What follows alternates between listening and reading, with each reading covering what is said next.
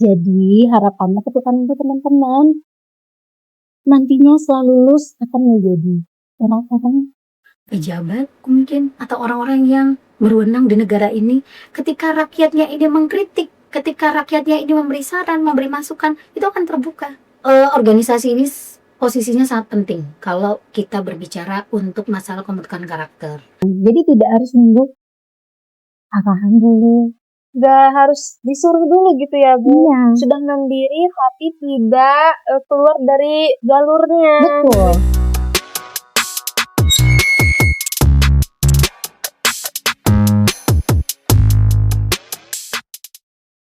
Halo Sobat FKIP, dimanapun kalian berada, kembali lagi bersama saya Sania Solehanti yang akan memandu acara podcast kali ini dari awal sampai akhir. Semoga teman-teman dalam keadaan sehat dan semangat menjalani tuton ya, karena dar banget untuk kali ini. Nah, hari ini kita akan membahas tema atau episode yang sangat menarik dan relevan ya bersama narasumber kita yang sudah hadir di sini, tentunya Ibu Miftahunisa Igiriza SIPNA. Selamat datang Ibu. Selamat datang Teh Sani. Terima kasih Ibu sudah menyempatkan waktunya dan juga Saya juga senang ya sudah diundang. Ya, aduh, ini tuh sebuah kehormatan bagi FKIP dan Ibu sudah meluangkan waktu ya untuk hadir ke sini. Dan tak lupa juga saya akan memberitahu kepada kalian episode apa ya yang sekarang kita akan bahas nih. Nah, sekarang itu kita akan membahas organisasi aksi. Nah, karena Ibu ini adalah pembina Ormawa ya Bu ya, Ormawa UP Bandung. Betul. Ya, karena di sini episodenya adalah dari organisasi aksi dan juga membangun mahasiswa berkarakter dan berdampak. Jadi kita pastikan sebagai mahasiswa bertanya-tanya nih ya, ingin aktif tapi ingin juga menjadi mahasiswa yang lebih apa ya? Kalau ikut organisasi terpandang ya Bu ya. Dan selain terpandang juga nanti info-info lebih kayak perlombaan, apalagi beasiswa, apalagi sampai kita tuh bisa melangkah kepada mahasiswa berprestasi nantinya Bu. Betul. Dari organisasi tersebut nanti mungkin kita bakal lebih maju lagi dan lebih bisa mendalami organisasi yang baik itu seperti apa gitu kan. Nah, ini ada beberapa pertanyaan nih Bu dari kami semua yang memang mempertanyakan ya, apalagi di sini bersama narasumber yang tepat gitu ya Bu. Pembina Ormawa gitu Bu. Oke, kita lanjut ke pertanyaan-pertanyaan itu ya yang membuat teman-teman mahasiswa itu bertanya-tanya dan ingin ada jawaban gitu kan ya.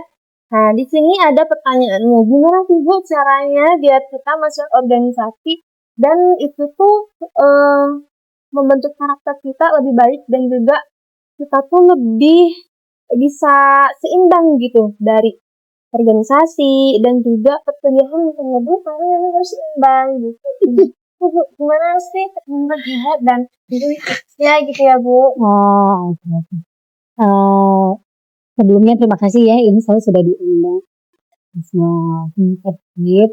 Terima kasih nih teman-teman, luar biasa sekali ini ada tim aktif di sini. Saya senang bisa datang ke sini dan alhamdulillah jadwalnya cocok ya Mbak Sania ya.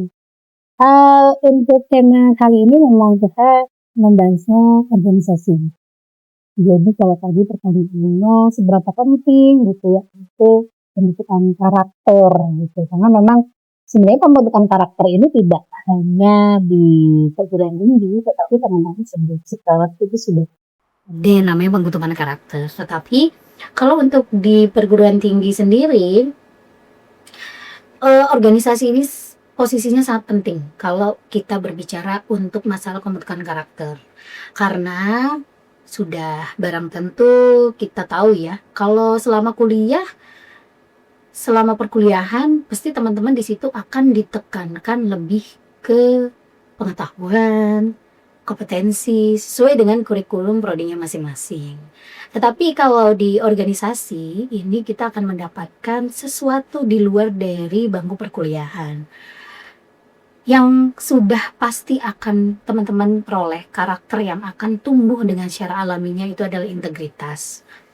Karena kalau di organisasi ini yang akan tumbuh adalah soft skill, di mana teman-teman nanti akan belajar bagaimana menjadi pemimpin, bagaimana cara berkomunikasi, bagaimana cara memanage waktu, bagaimana cara kita problem solving ketika ada masalah gitu.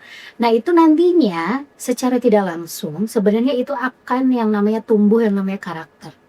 Ya karakter integritas, karakternya yang jiwanya bertanggung jawab, disiplin. Karena kalau kita berorganisasi, kita kan pasti ada kesepakatan ketika kita melanggar konsekuensinya apa. Berarti kita di situ secara tidak langsung akan tumbuh yang namanya tanggung jawab. Integritas, kita tahu mana yang baik dan yang tidak baik. Mana yang harusnya kita lakukan dan mana yang harusnya kita tidak lakukan. Jadi secara tidak langsung itu akan tumbuh secara alami. Kalau semuanya teman-teman memang aktif di organisasi. Gitu. Begitu ya Bu. Mungkin kalau misalkan ya Bu lebih diperkuat lagi mencari yang dulu ya Bu. Dan apalagi kan lebih ke mental ya Bu. Lebih ke mental dari organisasi tersebut suka kita berhadapan dengan orang yang berbeda. Nah, cara biar lebih menyiapkan karakter itu ya meskipun itu pasti lebih apa ya otomatis itu misalkan kita menjalani dan kita juga bakal mengubah karakter tersebut gitu ya.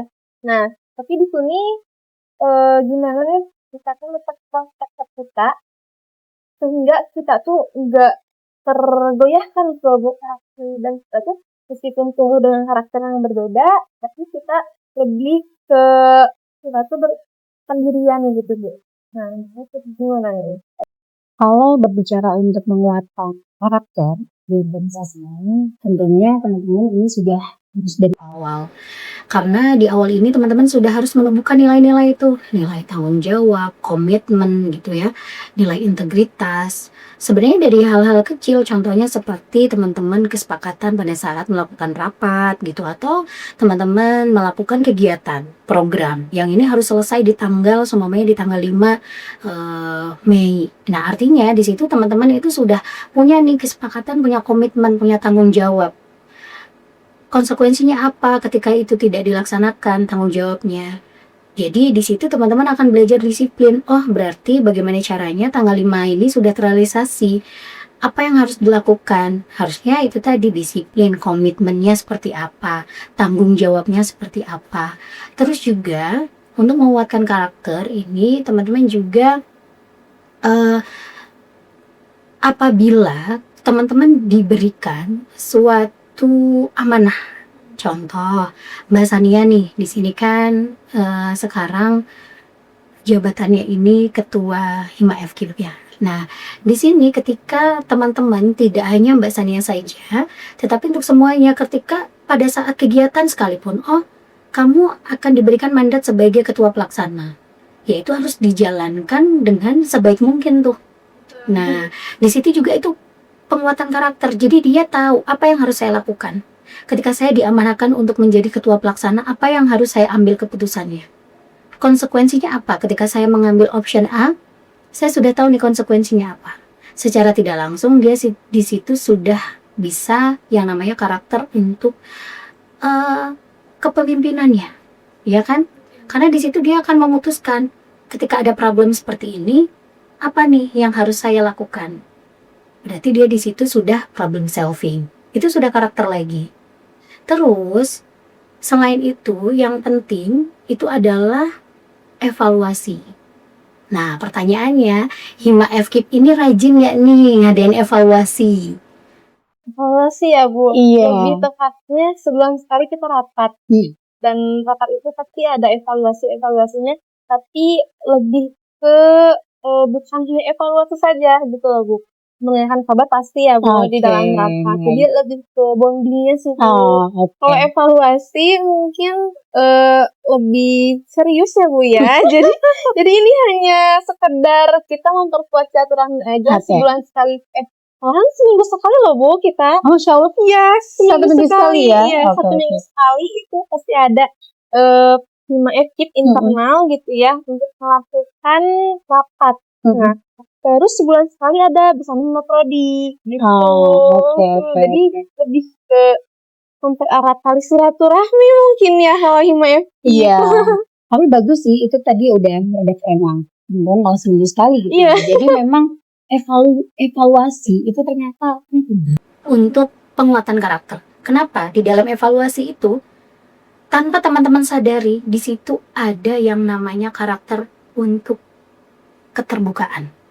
Artinya di situ dia bisa mau menerima masukan. Di situ kan pasti akan membahas apa kurangnya. Betul. Kalau semuanya ini momennya setelah melaksanakan program. Oh, iya. Gitu ya. Terus kan teman-teman punya program tuh. Iya. Terus sudah dilaksanakan, dievaluasi ke atau ya udah selesai, ya udah nanti next ke program selanjutnya. Idealnya itu harus dievaluasi dulu. Apa sih kemarin ketua pelaksananya apa nih ya kemarin, yang masih ada masukan, yang sudah praktek baiknya apa, yang bisa dilanjutkan untuk teman-teman yang lainnya. Mungkin untuk evaluasi kayak podcast ya Bu ya, kan ini program kerja yang sebulan sekali rutin ya Bu. Nah di sini evaluasi ada, tapi hanya dengan inti dan juga ketua pelaksana saja, tidak melibatkan keseluruhan gitu. Kecuali kalau misalkan ya program kerjanya itu besar, pasti di situ seminggu setelah kegiatan pasti ada evaluasi. Tapi tidak langsung evaluasi di hari itu gitu. Karena kita mikirnya kan capek juga ya gitu. Terus kemarin-kemarin udah nyiapin ini itu segala macam gitu. Yang penting ada evaluasi dan juga ada pembahasan di mana kita tuh harus membenarkan yang mana gitu. Terus kemarin-kemarin salahnya di mana gitu. Itu sih kalau dari Oke, itu luar biasa, keren. Itu evaluasi yang dimaksud. Jadi di situ teman-teman kan tahu ya. Oh, kemarin mana sih kurangnya? Kamu tuh di mana? Oh, harusnya nanti Kak Sania ketika ada masalah seperti ini, narasumber seperti ini harus bersikap seperti ini. Nah, di situ ini bukan untuk membenturkan ya, tapi di situ kita belajar untuk saling terbuka, saling menerima kritik dan saran. Jadi harapannya ketika untuk teman-teman nantinya setelah lulus akan menjadi orang-orang pejabat mungkin atau orang-orang yang berwenang di negara ini. Ketika rakyatnya ini mengkritik, ketika rakyatnya ini memberi saran, memberi masukan, itu akan terbuka. Tetapi beda kalau teman-teman tidak belajar dari organisasi ini, ketika nanti dikritik akan kaget. Ya kan? Bisa stroke nanti Mbak. Tapi Bu, suka ada nih ya, orang-orang beda ya Bu. Balik lagi ke yang tadi ya, karakter orang beda-beda. Dan juga kadang kalau kata saran atau masukan ya Bu, orang ada yang gak nerima tuh. karena karakternya belum terbentuk sebenarnya. Oh begitu ya. Kan kita ini berbicara karakter yang ideal. Iya betul. Tapi itu kan sebenarnya semua itu bisa dilakukan. Kita awalnya mungkin tidak sabar karena kita sering bertemu dengan orang, kita sering melakukan kegiatan, kita sering yang namanya oh ternyata kegiatan yang baik itu seperti ini. Tapi kalau dia tidak pernah kerja tim, dia akan merasa yang paling benar. Tapi kalau kita sudah kerja tim, artinya di situ ada masukan, dan di situ ada problem kompleks ya. Ada solusi juga mungkin. Betul. Pasti harus. Jadi dari evaluasi ini pelan-pelan memang solusi. Nanti kalau semuanya ke depan ini terjadi seperti ini, kita harus apa? Mungkin kalau pada saat panik itu kan kita tidak bisa berpikir dengan cepat ya. Tapi ketika kita sadar, nah itu nanti yang itu masuk. Apapun mau yang melaksanakan evaluasinya itu siapa tuh. Pasti kita melibatkan orang lain, kita berbicara dengan posisi kepala dingin, kita di situ akan belajar karakter diri kita rendah hati, tidak merasa pendapat kita paling benar, tidak merasa keputusan kita kemarin paling benar. Ternyata setelah dievaluasi, ternyata ini yang baik. Yang selama ini mungkin merasa keputusan kita itu baik, ya kan? Mungkin kita merasa sudah adil menjadi ketua ini, tapi ternyata adil itu tidak hanya sama, ya kan? Nah dari situ kita akan memperkuat karakter ini kita jadi terdaftar artinya. Evaluasi ke diri sendiri juga gitu. Iya, Tidak hanya organisasi ya. betul. Karena kita berbicara karakter. Kalau karakter ini jatuhnya ke personal. Ya, gitu. Terus juga ada lagi yang memperkuat karakter itu adalah keteladanan. Ini biasanya yang sering ya. Keteladanan ini Mbak Sini. Jadi Mbak Sania dan kawan-kawan ini kan pengurus di FKIP. Nah ini akan dilihat nih, bisa nggak jadi role model? Nah itu secara tidak langsung juga kita akan menumbuhkan. Karena Mbak Sania merasa ketua, Mbak Sania harus menjaga kan Betul. bagaimana bersikap, bagaimana berbicara. Vibes-nya jadi harus positif gitu ya. Betul. Di depan semuanya gitu. Nah, kalau Mbak Sania nggak ikut organisasi, ya biasa aja Biasa kan. aja. Mau betul. sama temen, mau gimana, ya udah biasa Iya. aja. Tetapi karena Mbak Sania nih udah menyandang status menjadi pengurus bahkan ketua Hima FKIP, berarti kan harus dipilah-pilah ya. Iya. Nah itu juga salah satu Iya. bagaimana kita itu menumbuhkan karakter menjadi role model. Oh ternyata dengan organisasi ini tidak mengganggu loh aktivitas kuliah. Oh ternyata IPK-nya masih aman. Kan itu harus ditunjukkan. Iya. Jangan sampai nggak mau nanti mau gabung di FKIP soalnya itu IPK-nya pada jelek-jelek kan nggak. Berarti teman-teman kan menunjukkan nih bagaimana konsisten di hal-hal yang baik, memanage waktu, ya kan? Jadi Itu penting sih Bu, karena kita juga kan banyaknya kita kuliah online ya Bu, dan itu tuh sesinya tuh bener-bener kita sendiri yang menjadwal. Betul. Jadi belajar mandiri. iya, betul kan, karena UT itu emang menumbuhkan kemandirian itu kan, bentuk diri sendiri dan memanage waktunya itu gitu, dan itu kerasa sama aku Bu. Iya kan? Jadi dengan status yang organisasi ini jadi ada harus saya harus hati-hati nih. Iya, gitu Bu. Target kan gimana ini nanti pas ujian, bagaimana ini nanti kegiatan sudah selesai. Tapi di sini lebih keteladanan ini lebih ke role model. Orang yang belum ke join ke organisasi akan melihat kan apa sih benefitnya untuk join Iya. organisasi ini gitu. Nah itu teman-teman tanpa ada rasa saya ini mau memperkuat karakter kok seperti ini, no kan? Jadi itu mengalir aja kan. Iya. Nah itu jadi nanti ya, Bu. otomatis on. kita akan bagaimana sih cara berbicara, bagaimana sih ini ketika publik mungkin mahasiswa gitu ya sedang ada dinamika apa nih, kita harus seperti apa gitu.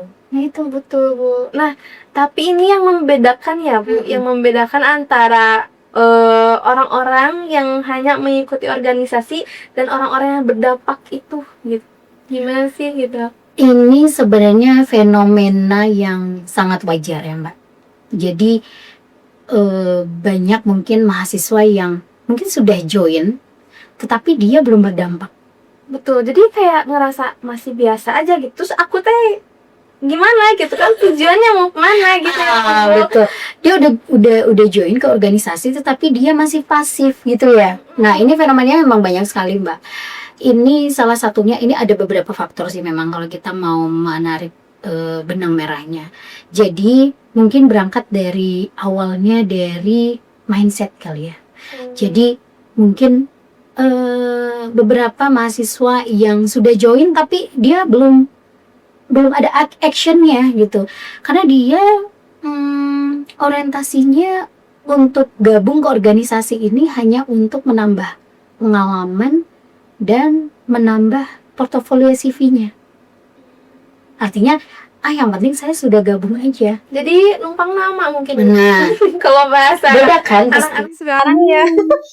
Masa itu? Iya, jadi itu salah satunya hal yang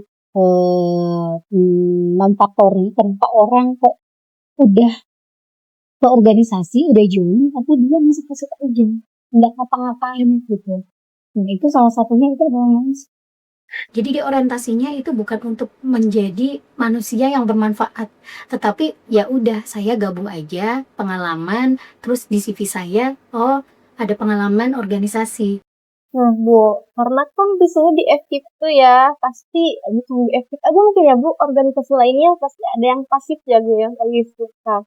Nah, itu tuh gimana sih cara agar anggota tersebut tertarik lagi dan juga ada kesadaran penuh gitu untuk mengikuti organisasi tersebut. Karena kan kalau misalkan dijabarkan ya, kalau kalian itu beliau mungkin siapapun itu orangnya gitu kan gabung di dalam organisasi dalam kesadaran penuh. Betul. Karena kan adanya wawancara, tahapan-tahapannya gitu. Tidak dipaksa kan Bu ya.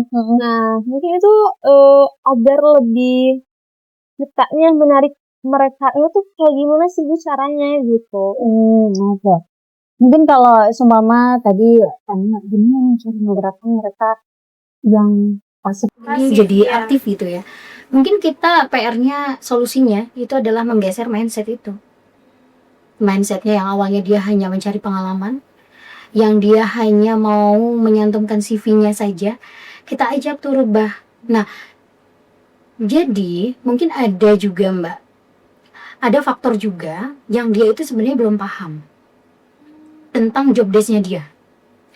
Sebenarnya di dalam organisasi itu kan pasti udah ada divisi-divisinya ya. Betul. Seumpama nih, dia ternyata di bagian ekonomi kreatif, contoh. Sudah ditempatkan gitu ya. Tetapi ada kalanya, kenapa mahasiswa ini pasif? Karena dia sebenarnya belum paham. Ini ekonomi kreatif nih saya harus ngapain?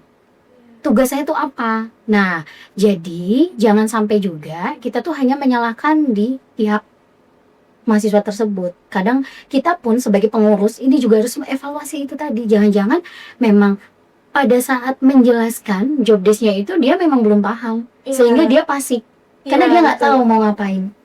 Ada juga faktor jangan-jangan kita nih yang jadi pengurus ini kurang melibatkan. Jadi dia rasa rasa memilikinya itu nggak ada. Kurang gitu ya. Iya. Jangan-jangan seperti itu gitu. Jadi yang namanya organisasi itu tidak hanya ikut, tapi terlibat. Jadi memang harus berkaca dulu juga ya Bu sebelum menyalahkan orang lain. Betul. Pastinya. Terus jangan sampai kitanya tuh langsung menyalahkan beliau gitu. Takutnya memang kan ya kembali lagi orang itu beda-beda ya Bu. Karena memang di mindsetku itu tertanam banget ya Bu. Orang itu beda-beda. Dan aku nggak bisa nih merangkul semuanya yang beda-beda itu di satu tujuan kan, meskipun nih pasti ada tujuan yang sama gitu kan nantinya. Tapi itu butuh proses ya Bu. Nggak akan langsung ayo gitu semuanya. Tapi kan ada dulu pro kontranya. Terus kan di pro kontra itu pasti ada solusinya. Nah itu Bu. Makanya ini juga karena kita ngobrolin tentang organisasi aksi, ini tuh memang pembekalan juga untuk terutama FKIP dan juga organisasi lain ya Bu. Betul. Gitu. Iya, jadi yang perlu kita ingat gitu ya pembahasannya. Memang seperti itu, kita tidak bisa langsung mengatakan kok dia nggak ada inisiatif gitu. Jangan-jangan memang dari kita. Pengurus inti ini jangan-jangan memang kurang melibatkan, kurang menjelaskan gitu ya. Karena kalau coba deh teman-teman kalau semuanya nih dari kami ada kegiatan, terus kami tidak melibatkan nih Ormawa, rasa memiliki UT-nya pasti kurang. Iya betul. Iya kan, ketika kita membuat suatu kegiatan program kita melibatkan Ormawa, teman-teman Ormawa ini akan lebih sayang lagi, lebih cinta lagi semua, lebih semangat juga ya Bu ya, semangat karena kita diajak nih gitu kan untuk berdampak ke semuanya. Betul. Gitu. Iya, dan dia juga akan ke depannya dia akan mencari lagi ini apa ya yang bisa dilakukan gitu. Ini apa ya? Jadi terdorong ya Bu. Betul. Karena kita harus, yang pertama sih memang kita PR-nya harus menggeser mindset-nya. Karena semua berawal dari mindset. Kan mindset-nya nggak bisa, pasti nggak bisa kan. Dia mindset-nya cuman mau untuk pengalaman dan situ, itu fantasi. Tapi kita geser dulu mindset-nya. Bahwa kamu tuh di organisasi ini akan lebih banyak loh yang kamu dapatkan. Tidak hanya bermanfaat untuk orang lain, tetapi untuk bermanfaat untuk diri kita sendiri pun banyak. Terutama mungkin selain berdampak untuk inisiatif terbitan ini, di lingkungan pun bisa ya Bu. Oh bisa sekali gitu. Ya karena kan meskipun kita mengikuti organisasi HDUP, tapi kan kita juga mungkin misalkan nih ya, aku bukan ketua, tapi aku pasti kalau udah punya rasa memiliki itu, pasti kan belajar tentang lingkungan juga ya Bu. Dan juga nanti di luar sana pasti kita tahu nih organisasi itu kan pasti jalurnya begitu, tapi beda tujuannya gitu kan. Di mana-mana pun organisasi seperti itu satu tujuan, tapi beda gitu ya. Beda dalam arti tujuan yang bukan apa ya, tema ataupun dari lingkupnya lah ya Bu, Iya. dari kampus ke lingkungan umum itu kan pasti beda ya Bu. Betul. Dan kita menyesuaikan lagi gitu. Nah Bu, ini kan kita lagi ngebahas tentang organisasi ya gitu. Nah, gimana nih cara merubah kita dari organisasi ini lingkup kampus ya ke arah lingkungan umum yang ada di sekitar kita. Oke, jadi saya tahu nih, teman-teman pasti kan pengennya berdampaknya itu lebih luas nih. Karena temanya ini sih udah bisa berdampak. Iya. Jadi kalau berangkatnya dari organisasi, pertama yang harus kita lakukan, kita harus tahu dulu lingkungan kita ini butuh, ya kan? Kita harus observasi dulu. Jadi sebenarnya Lingkungan sekitar ini lagi membutuhkan apa. Jadi dari situ teman-teman bisa tuh menerapkan apa yang sudah teman-teman peroleh di organisasi. Harus Kalau- peka berarti ya. Iya, betul. Kita harus peka dengan lingkungan. Kalau seumpama kita di pesisir pantai, yang akan kita beri justru pelatihan tentang membuat pupuk. Kan itu tidak pas ya. Iya. Meskipun teman-teman ini habis dapat pelatihan tuh bikin pupuk, tapi nggak gitu juga. Jadi teman-teman harus melihat lingkungan sekitar, ini masyarakat sekitar ini sedang membutuhkan apa. Dan disesuaikan tentu dengan kompetensi teman-teman. Jadi setelah itu, kita mulai aja dulu, nggak harus dari program yang besar. Dari hal-hal yang kecil, itu juga akan berdampak. Contohnya, ini kan kalau berbicara dari ekip, ini kan guru-guru. Tapi di sini gurunya juga macam-macam. Banyak tadi SD, tidak hanya pergi tahu. Tapi di sini, teman-teman bisa memilah.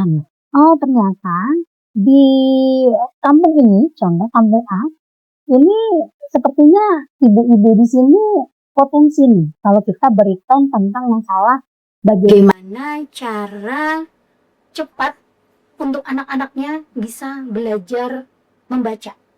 Kayaknya kalau dilihat dari rentang umur, ini ibu-ibu muda nih, gitu ya kan?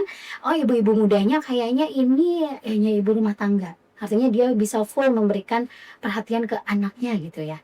Oh bagaimana kalau kita berdayakan nih ibu-ibu? Bagaimana kita memberikan pelatihan, edukasi, Yang literasi, sesuai gitu ya, iya, Bu. dengan kebutuhan mereka. Oh sepertinya ini anak-anak di sini stunting. Bagaimana kita memberikan pelatihan semacam mengolah bahan-bahan yang ada di lingkungan itu menjadi makanan yang bergizi, enak, hygiene. Contohnya seperti itu. Karena di apa yang sudah teman-teman dapatkan itu disesuaikan dengan kebutuhan. Karena kalau tidak sesuai dengan kebutuhan itu tidak bisa berdampak. Jadi sekali lagi kalau memang mau berdampak kita harus melihat.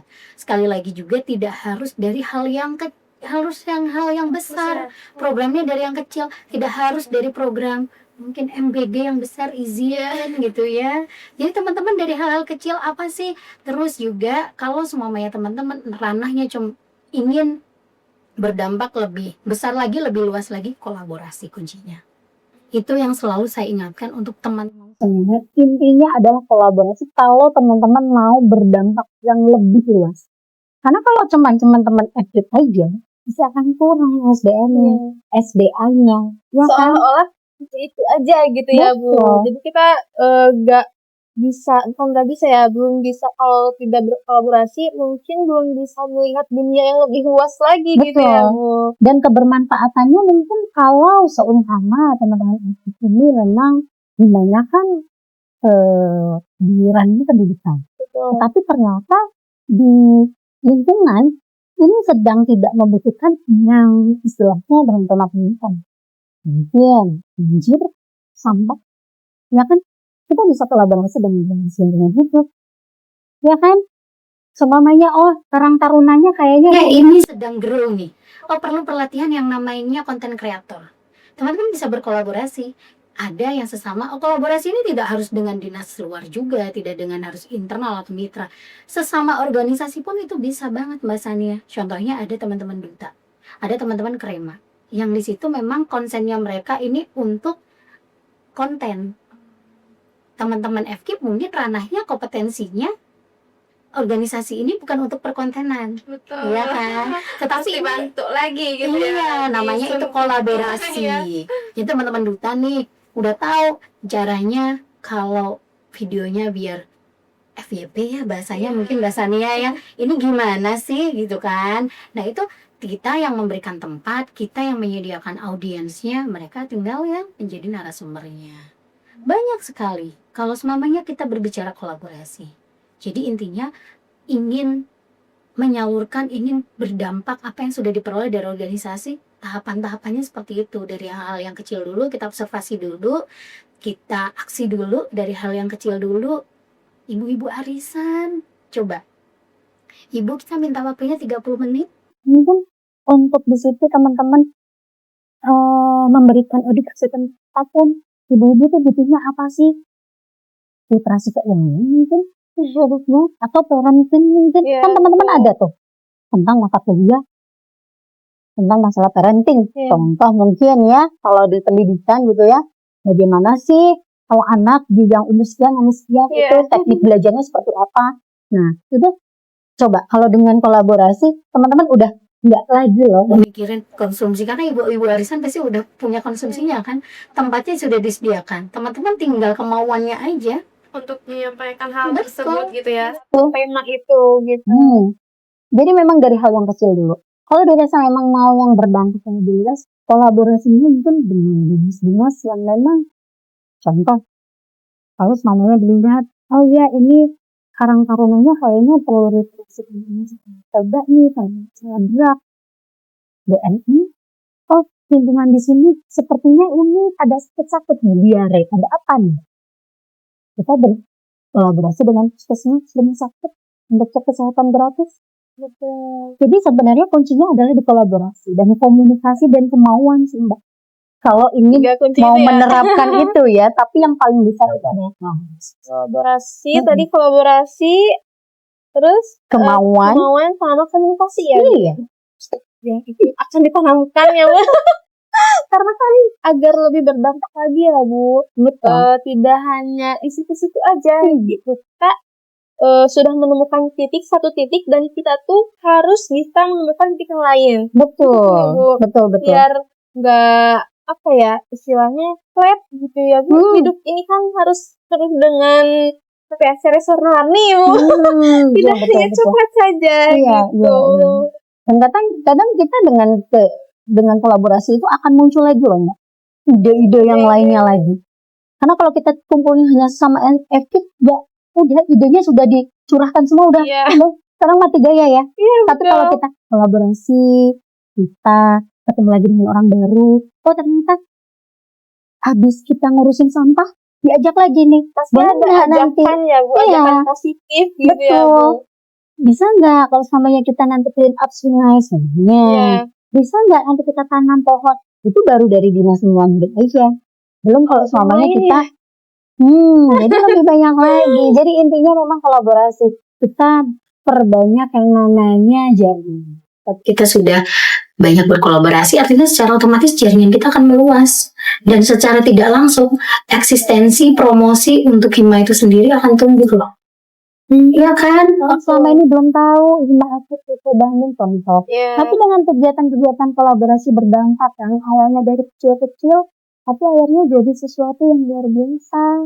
Itu yang dirasakan oleh masyarakat. Ketika teman-teman terjun di masyarakat, orang tidak ragu-ragu.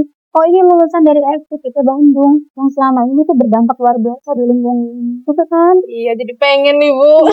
Pengen dicoba untuk berkolaborasi dengan yang ada di lingkungan sekitar gitu ya Bu. Iya. Jadi mungkin memang itu tadi dulu kita cari tahu ini apa yang dibutuhkan di sini.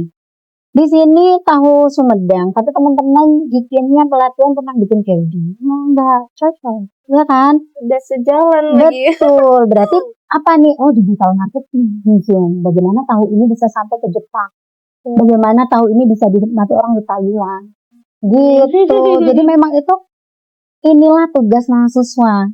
Jadi apa yang sudah diperoleh di kampus, di organisasi, mau itu di ruang perkuliahan ataupun di organisasi, kita bisa terapkan di masyarakat. Tidak harus menunggu momen-momen KKN gitu ya Mbak ya untuk berdampak. Jadi ya itu bisa dilakukan. Apalagi kan di UT sendiri kan tidak ada KKN ya Bu. Jadi lebih ke kita kalau mau ada kegiatan sosial ya Bu, itu apa ya, yang tergerak itu diri sendiri, kemauan itu ya Bu. Iya, betul. Kemauan itu dan ajakan misalkan kan jadinya dalam misalkan 5FKIP ngajak untuk yang mau ikutan nih kayak bakti sosial kan Ibu itu kan masuk ke kegiatan sosial ya Bu. Betul. Nah itu mungkin lebih berdampaknya itu juga berdampak kepada lingkungan sekitar ya Bu, karena selain berdampak pun membantu ya Bu. Iya, kita datang memberikan solusi. Ya kan, ini ada problem. Karena tadi karakternya problem solving Bu. Iya. Kita dinamika di dalam udah belajar dulu nih. Jadi ketika ada nanti ternyata ada kritik dan saran Di masyarakat yang ternyata tidak sesuai dengan harapan kita, ya kita udah Siap gitu. sudah berdamai. Betul. Reaksinya pun sudah biasa saja. Jadi gitu. lebih tenang menghadapi Iya, ya Bu. betul. Begitu. Jadi dunia kerjanya pun nanti teman-teman akan lebih siap ya. Jadi kenapa sih HRD gitu ya? Setiap wawancara ada loh list pengalaman organisasi. Karena ternyata itu tadi bedanya. Apalagi kalau sebenarnya mahasiswa itu berdampak pada saat ikut organisasinya. Kenapa di dunia kerja butuh-butuh orang seperti ini? Karena dia sudah inisiatif. Nggak perlu nunggu arahan. Ya kan? Dia udah terbiasa soalnya berpikir ini kritisnya apa ya yang bisa saya lakukan, apa yang bisa saya berikan. Jadi tidak harus nunggu arahan dulu. Gak harus disuruh dulu gitu ya Bu. Iya. Sudah mandiri tapi tidak keluar dari jalurnya. Betul. Gitu. Karena dia udah belajar yang namanya konsekuensi. Ya kan? Ketika dia memutuskan keputusan A, apa nih dampaknya kalau saya pilih A? Kalau pilih yang plan B, apa nih? Nah, dia udah belajar pembentukan karakter itu tadi. Keren banget Ibu untuk episode kali ini. Ibu terima kasih banyak. Dan ini ada satu lagi nih ya Bu, terakhir, dimana kita tuh ingin Ibu menyampaikan pesan kepada kita semua, khususnya untuk 5FKIP nih. Nah, pesan Ibu untuk 5FKIP agar lebih lebih berani untuk menunjukkan diri keluar ya, maksudnya tuh lebih bisa berkolaborasi dan juga tidak hanya di lingkup itu saja gitu ya, dan agar lebih berdampak gitu. Ini lebih tepatnya pesan untuk HIMA-FKIP mungkin ya Bu. Karena HIMA-FKIP ini sebetulnya lebih ya Bu, dan kita memang harus diarahkan juga ya Bu, dan ingin banget nih dari Ibu sendiri yang memang memberikan pesan kepada kami semua gitu. Oke, baik. Kalau teman-teman HIMA-FKIP, teman-teman itu sudah luar biasa gitu ya, sudah luar biasa. Saya sangat mengapresiasi sekali gitu ya, teman-teman ini udah luar biasa sekali. Hanya saja yang perlu diingat itu teman-teman jangan takut salah, karena organisasi ini adalah tempat teman-teman berproses, tempat untuk belajar. Jadi sekali lagi jangan takut untuk apa yang bisa saya berikan ya ini. Sudah, yang penting teman-teman mulai dulu. Ketika teman-teman sudah mau memulai, dan jangan lupa teman-teman jangan hanya ikut, tapi terlibat. Itu adalah kunci. Kalau teman-teman di sini sudah mau terlibat, pasti kedepannya teman-teman bisa akan berdampak. Kalau hanya teman-teman hanya ikut, sudah selesai kegiatan ya sudah. Tapi kalau teman-teman di sini terlibat, di sini teman-teman akan berdampak. Dan saya di sini intinya lebih terima kasih ke teman-teman FKIP karena luar biasa ya. Sejauh ini saya melihat visioner gitu ya, sudah terpikir untuk melakukan program-program, tapi sekali lagi meskipun di sini sudah terlihat untuk progresnya, tetap harus yang namanya ada evaluasi. Dan jangan lupa untuk Harus berkolaborasi, jangan lupa untuk komunikasi, kemauan, dan jangan takut untuk memberikan ide gagasan meskipun itu kecil, meskipun teman-teman melihat ini dampaknya sangat kecil, tapi percayalah itu nanti adalah proses menuju dampak yang luar biasa gitu. Oke, terima kasih banyak ya Iya, Riza. sama-sama. Karena ini kita lebih lebih memandang organisasi itu bukan hanya sekedar organisasi ya Bu, lebih ke aksi yang emang itu bisa aksi nyata gitu, bukan hanya untuk kampus tetapi untuk lingkungan sekitar juga gitu ya Bu. Gitu. Nah, mungkin ini adalah sesi terakhir ya teman-teman FKIP dimanapun kalian berada. Dan wah, ini berdaging banget ya ini pembahasannya karena kita membahas organisasi dan juga memang tadi harus adanya komunikasi, terus kolaborasi dan juga kita harus Komunikasi.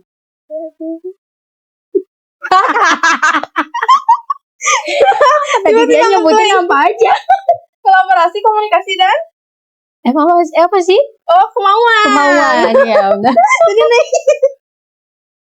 Oke, jadi lagi. Oke.